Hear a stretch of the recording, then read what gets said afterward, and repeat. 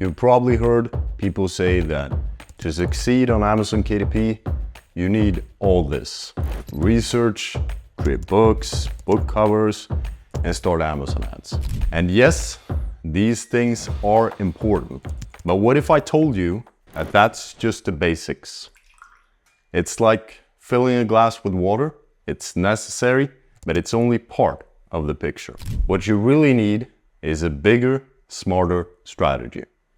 Something that holds everything together and helps you succeed in the long run. That's what I'm going to show you today. The blueprint for Amazon KDP success in 2025 and beyond. By the end of this video, you'll have a plan that helps you ensure progress, that plays to your strengths, and build a successful publishing business. All based on the strategies I've used myself to make over $4 million on Amazon KDP. Before we start, we need to figure out where on the map you are.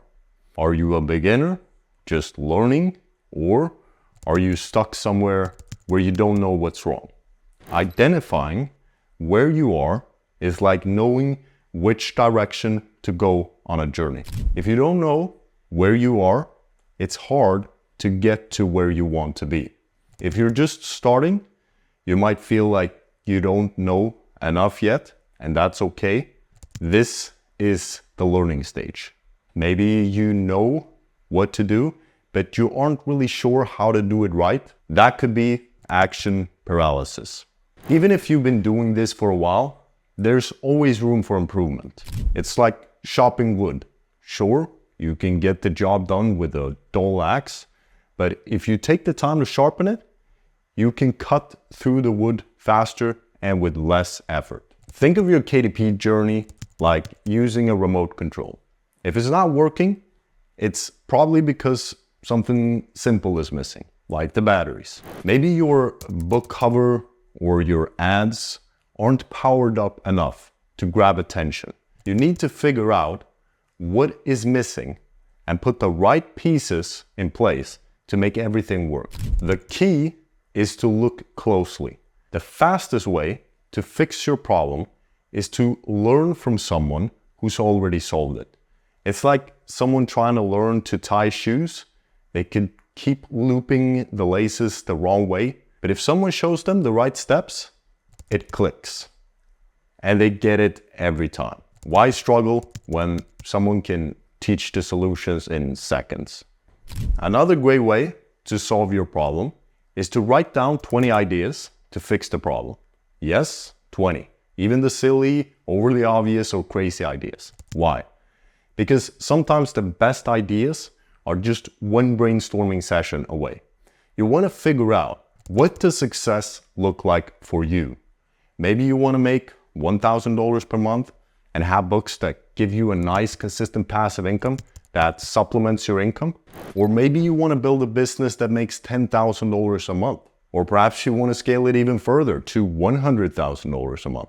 If you just want to make a little bit of extra money, you can focus on taking simple actions to get there. But if you want to build a huge tree, your plan will be different. Next, you want to set SMART goals, which stands for specific, measurable, achievable, relevant, and time-bound.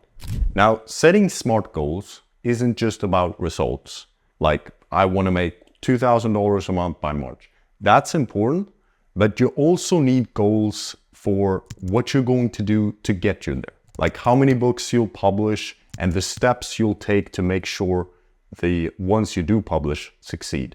For example, if you're making $1,000 per month in January, aim for $1,500 a month in February and $2,000 in March. But don't stop there. Set specific input goals also, like publishing 2 books a month or optimizing Amazon ads for each release. That way, you're not just aiming for a result, but you're also planning exactly how to achieve it. So SMART goals, they help you to stay on track, whether it's income goals or the number of books you publish. By the end of the year, if you stick to this, you could be making $10,000 a month and scaling your publishing business with a clear plan. So how do I know this? Because this is exactly what I did with my friend who started in May of 2023. And by December of 2023, he made over $17,000 in 1 month alone. Just as much as we focused on the results, we also focused on what he needed to do to get there. Now, let's brainstorm the actions you need to take. It's like making a grocery list. Start with everything you can think of to achieve your goals. Think of each action you take as a building block. If you need more books, that's like adding another piece to the structure. If you're working on low content books, hiring a designer is another important piece.